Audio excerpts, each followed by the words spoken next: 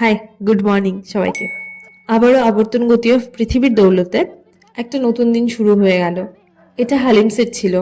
নামটা ভীষণ ফানি না? এরপর স্বদেশি গ্রাইন্ডারে আদা থেতো করে বানালাম জিঞ্জার টি, আর তার সাথে ছিল বেকারি বিস্কিট, মূল্য মাত্র 5 টাকা। আজ ছিল আমার প্রথম প্রেশার কুকার ব্যবহার করার দিন। ডাল ভাত সবই আমি ওটাতেই বানিয়েছিলাম। তারপর অফিসের জন্য বেরিয়ে গেলাম প্রত্যেক দিনের মতোই। আমার ক্যাডের কোয়ালিটি কন্ট্রোল, তাই বিভিন্ন ইকুইপমেন্ট অফিসে এসছে আর আমি সেগুলো ঘুরে ঘুরে দেখছিলাম।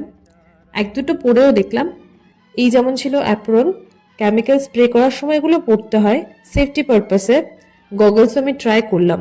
আজ আর লাঞ্চ করতে দুপুরে বার হইনি, তাই একেবারে অফিস ছুটি হওয়ার পরে বার হলাম। আসার সময় সবজির দোকানটায় আবার ঢুকলাম, কিছু সবজি নিয়ে এলাম। এখানে না কুকুরগুলো মোস্টলি অ্যাডপ্টেড থাকে।